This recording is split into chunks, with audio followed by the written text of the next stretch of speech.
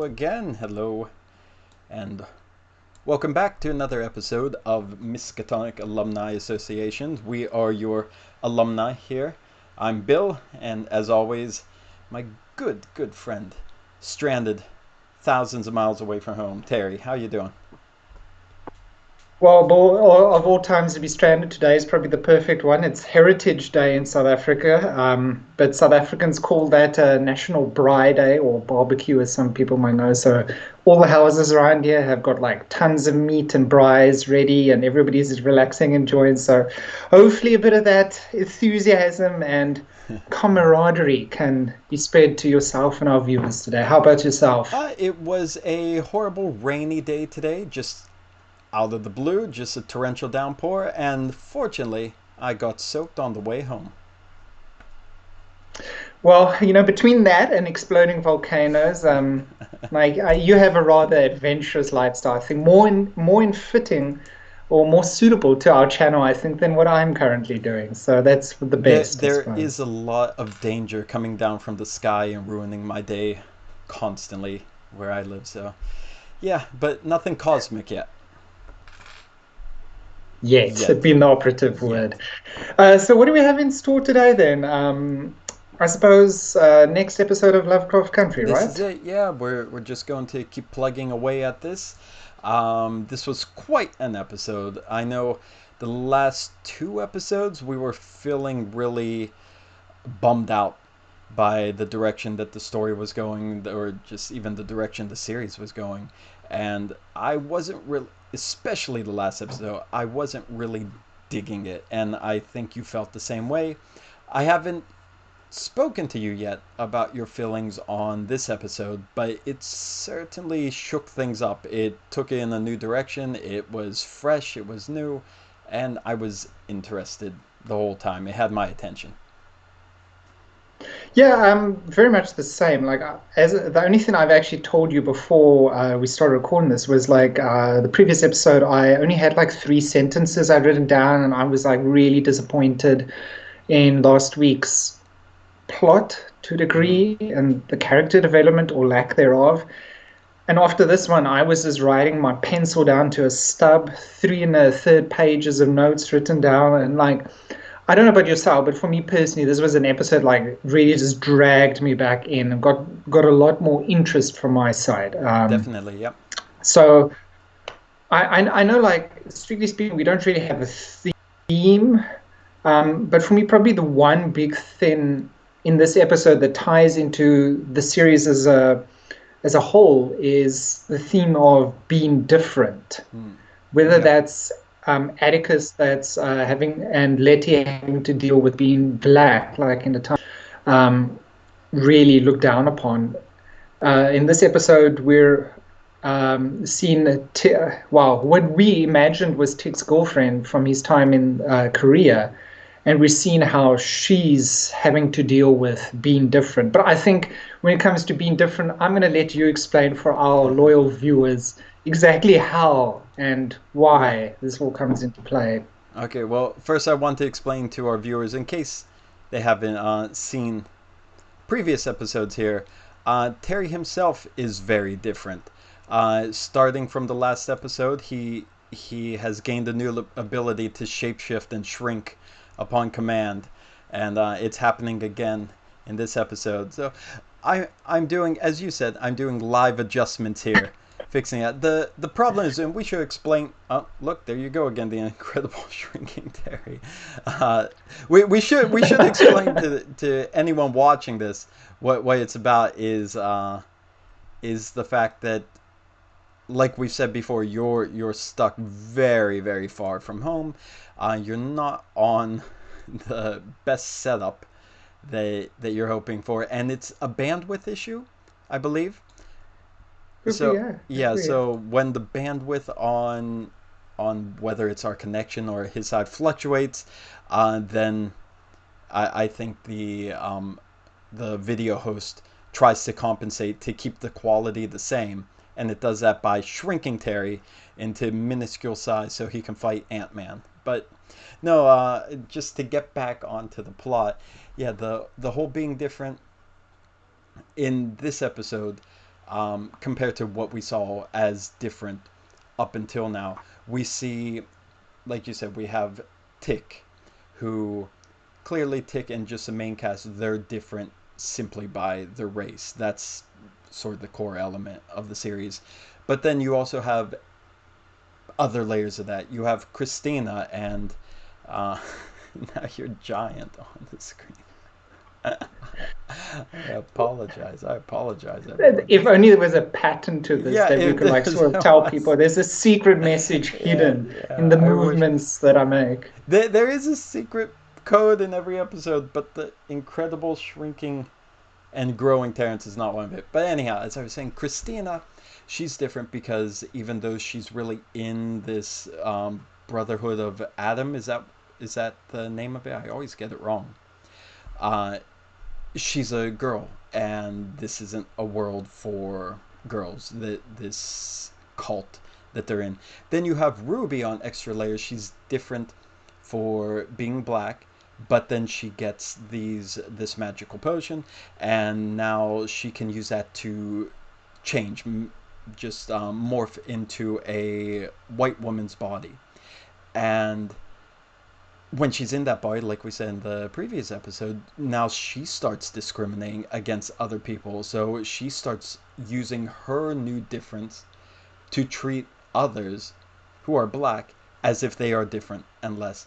And this episode then kicks it up to a new level where the person who is different, the main character, her name is Jia, is that right? Mm, So I think so. this person is, I would say, the most different thus far, as she is basically a monster inhabiting a human's body. And I think from the dialogue that we get through the episode, she's not supposed to have human feelings or human emotions, but yet she is having it. So she's different in the sense that she's not human, she's a monster. And then there's one more layer on top of that where this monster is now having these human emotions that should not be there.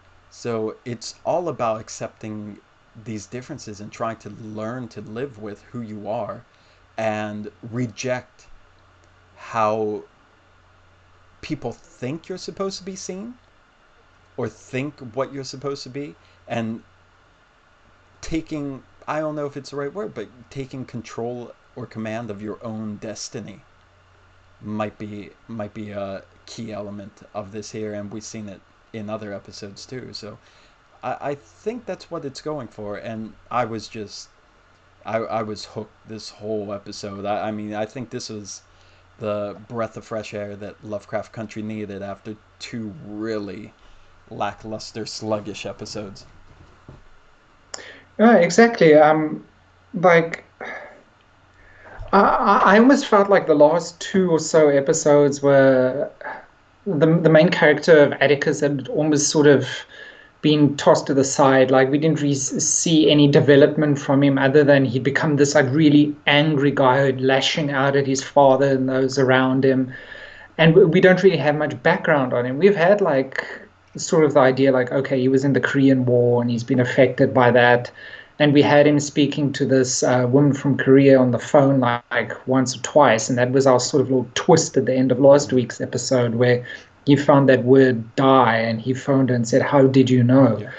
And like finally this week, like a lot of that backstory of his is given more flesh, and it's like told to us like, it's told to us how he met this woman and how they ended their relationship, so to say. But I do feel, strange enough, I feel like Gia has way more depth to her. Yeah. Than a lot of the other characters I've met in the series, and I agree. I'm really hoping that she's just not going to be some sort of background motivating force in the upcoming episodes. Like I want to see more of her. Like I really hope they can somehow integrate her into the story. I'm not sure how they do that, but I hope they do. One question I have for you, Bill. I know there's mention that they go to a shaman. Yeah. Right, her mother goes to a shaman like after it would appear that well, okay, to give more backstory, I suppose, like she was born out of wedlock, Mm-hmm. right? Yeah. Which gave a lot of shame to their family.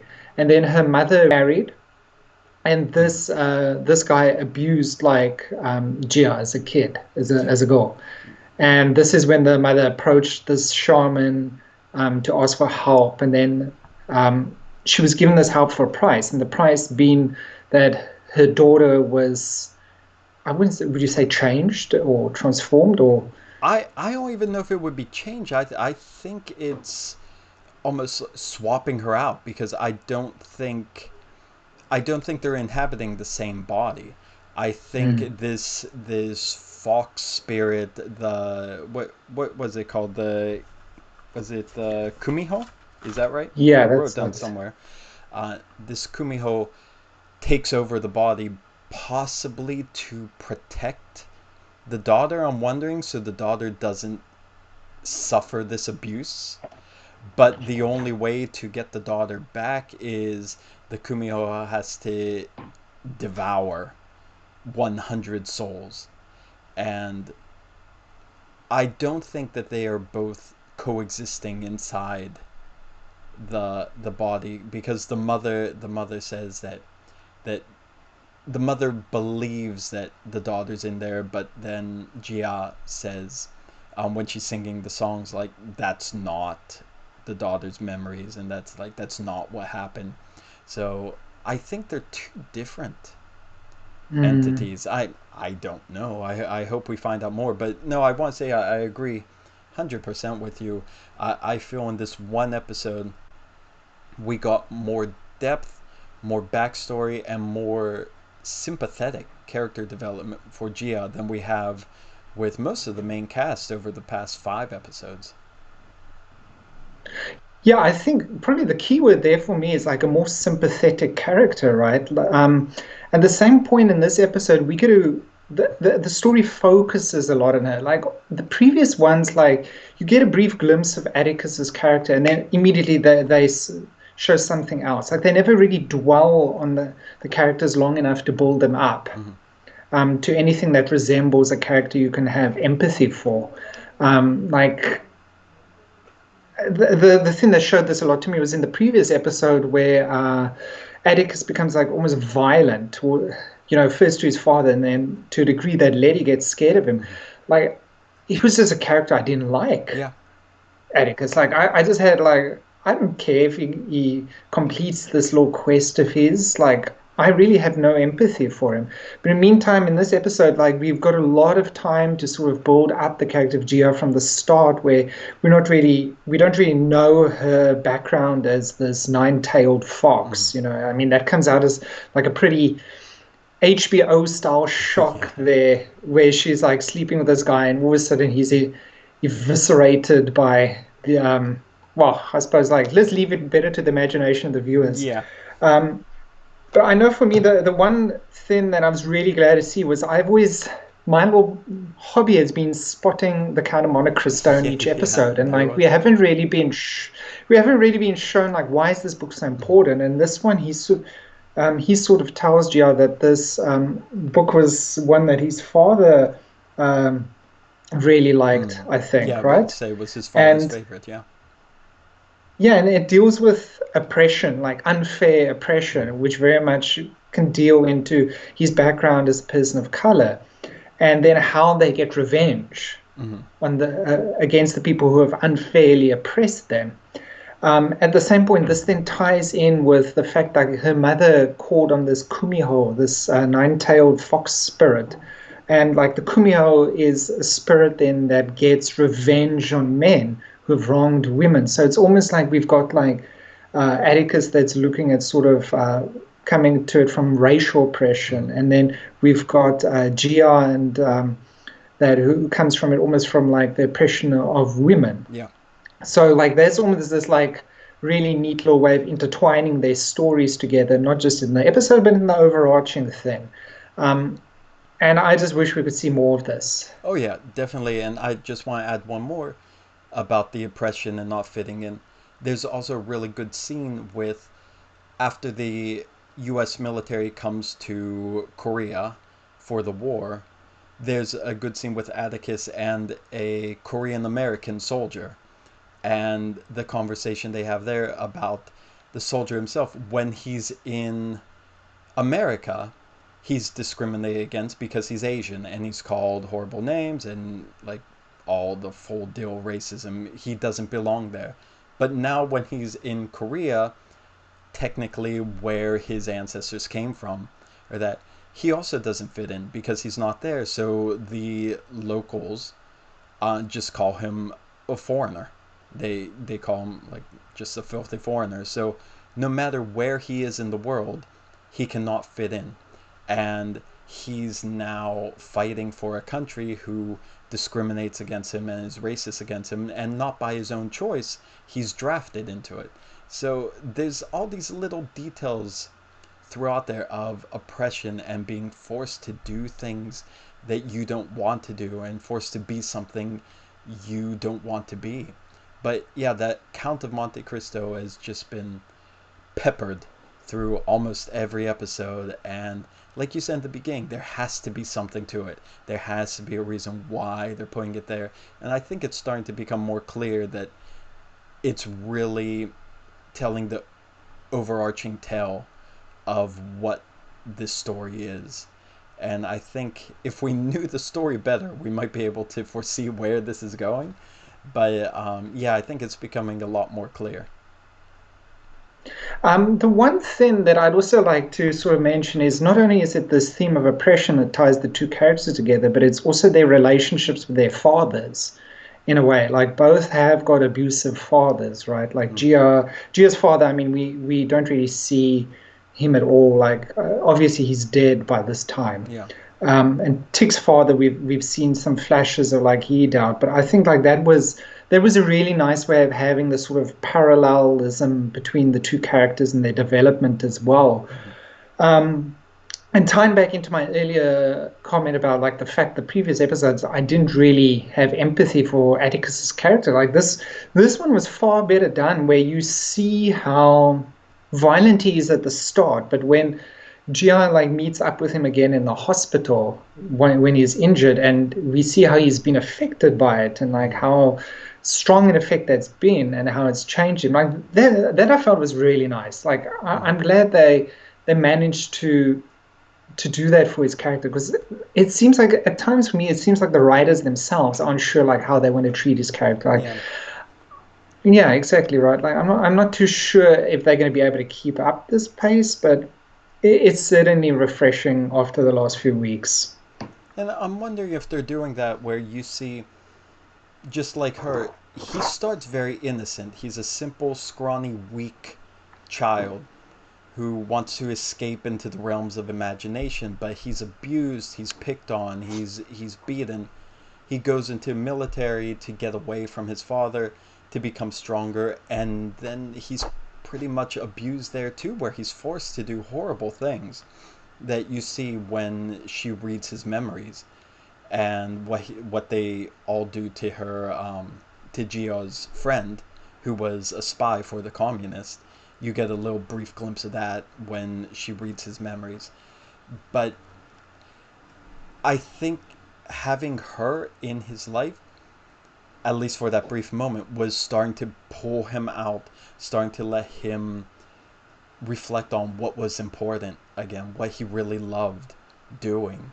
And it circles around the book, then Count of Monte Cristo especially, and about fantasy stories, which also I wanted to bring up one other point, which, or just one other detail, I should say, which also leads into a detail I forgot to mention in the last episode, or forgot to ask you in the last episode, but it's all part of the same thing here. While I was looking for pictures for this episode to try to get a good shot of Gia to put on the screen for the YouTube video, I was looking, and it occurred to me when some images were popping out, like, oh my god, is that her? I think, and I haven't gone back to watch it, but from what I saw in the images when I was doing the search, that Gia was the red girl in the very first episode in the dream sequence when Cthulhu appears. There's that Hmm. red alien girl that comes out of the sky down, and it looked like her in the images when I was searching. So I thought that was a strange callback, if that's true, that Gia is this alien character in his dream and his fantasy where all these cosmic horrors are appearing in this horrible war zone. But the point that I forgot to say last week uh, is also about kind of reusing an image, reusing a character. Ruby, now she becomes this white woman that she calls Hillary, right? And the first time when the episode started and I was watching, you don't know who it is exactly, you just see the woman. I swear the actress is the same actress who was in the second episode, the one in the little small town by the Braithwaite mansion with the dogs. That she was the one guarding the place where Montrose was being held captive. I I swear it was the same actress. So when the episode started, I'm like, oh, it's bringing her back into the story. But clearly that wasn't the case. It was just metamorphosis. So that also leads me to wonder, is that woman we saw in episode 2 somebody else who is shape shifting into a different body? Like that's the standard issue white woman potion for the metamorphosis. But that's one point I forgot to ask you. Did you notice that? I can't say I have. I mean, I know if it's a J.J. Abrams show, there's going to be a lot of these sort of brief, I wouldn't call them Easter eggs, but like these callbacks to brief flashes before. So I think it's definitely worth a rewatch. Yeah. Not every single episode, but it'd No. definitely be something I'm keen on seeing. I can't say for myself that I noticed anything, but I wasn't really looking at the same time. Okay, but what do you think about the fact that Gia might be this red alien woman in his dream? I would think that's totally plausible, simply by the fact that, I mean, she's this woman that has had such a impact on Atticus at that point in his life. So I can definitely see him reusing her character, if you want, in this sort of daydream of his. So yeah, I think that's more than viable. And I don't know if it's if you want to bring up any other point right now, or if it's okay to skip towards the end of what happened in the episode. But there's just one more. There's one small point that probably the only point I didn't really like about this episode. The one thing that kind of took me out of it, not in a sense story wise, but just again my complaint with the pacing and seemingly lacking direction for the series. Is it okay to jump to that, or do you want to talk a little bit more about the stuff before the end? I think we've probably like the main points. So yeah, I mean, I'm more than happy to talk about that. Okay, the only thing, as you said before, this woman Gia as the Kumiho, the fox spirit inside her, she has to devour 100 souls or 100 men's souls, I think, in order to get back, and she does it through HBO scenes, basically. So we all know what that means, and it's very gory, it's very violent, and very impelling. But she's in love with Atticus. She's in love with Atticus, and she doesn't want to kill him, and that's why she resists it at first, and then she thinks that they could actually make love together. But while it's happening, just probably against her control, those fox tails or tendrils, whatever they might be, start coming out and violating Atticus. And this is how she gets to see in the future. But now the thing for me is this happened to Atticus in Korea. You would think, you would imagine that this would have a much larger impact on how he views the world, and he wouldn't just be casually reading a book on the bus, maybe just a few weeks later, and just rolling around, not thinking like, yeah, a cat, or not a cat, but a mystical fox spirit tried to rip me apart during sex. He's really taking it in stride for someone, and then seeing all this other magic and all these other monster things, it's hard to believe that he was surprised by any of it, since his girlfriend was clearly a mutant evil cosmic fox. Well, I think this is where the Lovecraft connection comes in. Surely by reading Lovecraft, all these things seem like matter of fact to him. Like, I've Yeah. nearly been killed by fox tendrils. Yeah, whatever. Oh, there's these like proto-Shoggoth type creatures chasing us. Yeah. Yeah, just another day.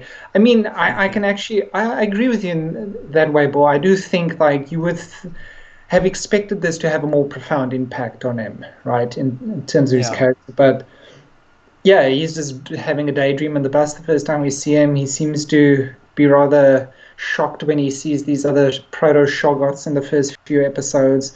Um, but it's like you would think the one sort of life defining Yeah. thing is this meeting with this woman and nearly been killed by her in like a most unusual way, and yet it doesn't seem to have actually affected him at all. Not like he hasn't even mentioned it either. So Not only that, but keep in mind that was also his first time having sex too. So I mean that's a double whammy. I mean, you would think that that would stand out in his memory there, not just like, oh, you remember that one girl that was actually a fox monster and she tried to rip me apart while I was having sex with her. No, that was the first time he was ever going to give himself to a woman that he wanted to. He said he was a virgin, and it turned out to be a fox spirit. And sorry to interrupt there, but speaking of that point of the story, then what did you think of that sort of um Laws, the scene where she could like see into the future through him? Like I don't think I followed along. Like I've only seen it the once, and I could only mm, really see at the end where he was like sort of manacled or tied up, yeah, and like he I'm was restrained with supposing, something. Yeah, uh, yeah, they really didn't give a lot to go on. I mean, he's restrained in something. He's in agony. He's screaming, but it's just in a black space. You don't really catch glimpses of much else that makes sense to us now. I wish that anything they wanted to hint at, I wish it was a little more clear in the episodes beforehand, but I get the feeling it's going to become clear after this. And if it's clear after this, it's not really a big shocking thing. And that again goes back to my complaint about the pacing and the direction, where you don't get enough time to really let it soak in what's happening before they pull the big surprise on you. Like Christina is William. Like you don't get a moment to even try to accept the fact that okay, William isn't William. William is someone else. And then they just ruin it right there. Like, it's Christina. Bah, bah, bah. And there's no real time to let your mind wander before they give you a very unsatisfying answer. So I'm thinking what's happening here is they show you little glimpses that mean nothing right now, and then by the time it means something, you already know the answer anyhow. So you can't really start piecing it together or start speculating really. It just, oh, something bad is going to happen, and we really have no context for it yet. I know for me, like as much as I enjoyed the episode, like if I'm looking at it in terms of the story as a whole, we were left with that thing from last week where he's like so shocked, and both of us were surprised. Like, why is he shocked that she would know the word die? Like, Yeah. it could be about anything. It could be talking about like somebody rolling a die for all we know. Yeah. Um, and this one doesn't really give us much else other than saying like, yeah, she can see that he will die. Like we don't know by who, we don't know why, and nothing. It doesn't really give us any more info on that. It just gives us a lot more backstory. Mm. Um, but at the same point, I feel like as much as I enjoyed this, it hasn't really added to the overall arc or plot of the show. And they've only got, this was now episode 6, right? So they've only got 4 more episodes Four left more to to go, somehow yeah. wrap this up in. And I can't say I'm holding out hopes that they're actually going to wrap this up in a nice little bow, and have a wonderful story to tell at the end of it. But Yeah. at least no matter what happens, this has been a really good episode, I think. And I suppose like the one thing I'd sort of like to end off with from my side at least is I think probably the best line for me was right at the end where she and her mother go back to the same shaman, Mm. and this mother's sort of, the two of them have sort of mended their relationship, so to say, even though she, strictly speaking, isn't the daughter. Mm-hmm. Um, and the shaman then still says to her, you will see countless deaths before your journey is done. Mm.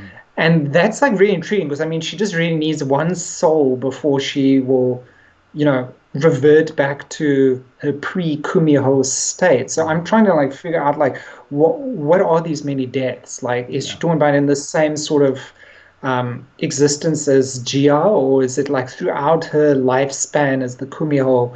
And whose deaths? Like, okay, it's J.J. Abrams, I suppose. Like, he's going to leave a lot of this up there. We might never see it, but still, I thought that was a really cool way of ending off this week. Yeah, that was a really intriguing way of like really getting you interested in like in what sense, like whose deaths, where's, how Mm. long, just like you put it. I think that that works a lot more than her vision of Tick's supposed death or his future, where that what she said, what I think a mudang, what I don't know the word for that shaman, but I wrote it down, but I'm writing it from the subtitles. But that was ominous. That was creepy. That makes you think, oh, something big might be coming up here. The tick scene, Mm. not so much, and I think it was expecting us to feel a lot more closer connected to Tick's character, but I don't think the story has provided that for us yet. So it didn't resonate as much as this very vague threat from a woman we had never seen before. So I think that's the difference between those two. I know we're still like, there's a lot of things that are just sort of like, how would you say, a lot of balls being juggled in the air at the moment. Like, we still have that orrery, the golden Yeah. orrery with the two suns. There might be some sort of time machine. I still have no idea. Like, Uncle George's wife, like Hippolyta, like they drove there, Yeah. they came back. I'm assuming. I'm not too sure. Three Like, episodes um, and still haven't seen what's going on with them. yeah, and there's still that like sort of guy with no tongue hanging in the sheriff's office from last week. There's like just a lot of little things that I don't know. I feel like if they're not essential to the plot, maybe just like skip over them. Yeah. And if they are essential to the plot, spend more time like getting us like interested in why exactly. Yeah. Because like with every episode we're sort of just dragging it out. I feel like they could have just wrapped up a lot of the stuff much quicker. Like, maybe I'll feel different at the end of the 10th episode. Maybe they'll have like a really outstanding thing, or maybe we'll have similar to Lost where they might just come in with an episode that's going to be so polarizing Yeah. that a lot of people are just going to be turned off. So yeah, yes, I'm hoping they can stick the landing for the rest of the series. Definitely. Time will tell, right? Uh, Very much so. I would say just the one thing from this episode for me is this episode made me feel like this series would be much better as an anthology of separate stories because I like seeing this separate tale. I like seeing that. And I think it became weaker once it was connected to Tick. I think on its own, I was really hooked. And then now that it's a big part of the main story, I I'm worried about where it goes. But I'll just leave it at that. We have 4 episodes to go. There's not really much else to say here. I don't want to end this off on a negative note because I really love this episode. I love the performances. I just thought it was a great addition to pull me back in. Yeah, so I suppose that also wraps it up for me. In terms of follow up, I know we were originally planning to do some sort of stream last week for Call of Cthulhu Shadow of the Comet. So technical difficulties have been playing up on the side, but hopefully sometime this weekend we'll have some video up. I'm just waiting on some equipment to arrive, and thankfully a game from 1993 should be well within my means to play and stream here. But just in case it's a bit rough the first few streams, I ask for everybody's patience with that. But hopefully, we'll try and leave the link for the Twitch channel in the video and the podcast notes as well, just so if anybody does want to check that out or follow along, they're more than likely to. I know in the future we're hoping to invest a lot more time in terms of Twitch as well, right? Oh yeah, definitely. Not just video games, but board games as well, role-playing games. We'll try to utilize all we can, but still we're not set up, so please bear with us for our technical difficulties. We're just doing this for fun, just to pass the time with fellow fans. Yeah, and if anybody wants to leave feedback, feel free. If you're watching this on YouTube, jump in the comment section. If you listen to the podcast, do a voice note. If anyone's got ideas for future episodes as well, because I know we're currently focusing on Lovecraft Country, but we do have a lot of other stuff we're going to be sort of peppering in as time goes by. But if anybody does have something they'd like that's connected to the mythos or Lovecraft or the genres, that's not just specifically his works, like we're more than open to doing viewer requests, if I can put it that way. Exactly, yeah, please, don't be shy. That's why we're here. We want to talk to people. We want to interact. So tell us what you want to see. Tell us what you want to talk about, and let's talk about it. Let's make a community, right? Perfect. So I know from my side, thanks a lot, Paul. I hope to do one of these again soon. Next week. We've been keeping up a nice schedule. So thanks as always. I know you're all video editor, much note, like doing it live. This would actually be well to stream this. So who knows? But thanks. Not ready yet. But yeah, so yeah, everything just falling apart here. But we'll be ready eventually. Give us time. Yeah. All right. Perfect. Yeah, I look forward to seeing everyone next week, same time, same place, right? Definitely, yeah. Thanks as always, Terry, and thanks for everyone who took the time to watch. Thank you very much. Cheers. I guess we'll be seeing you next week then. Goodbye.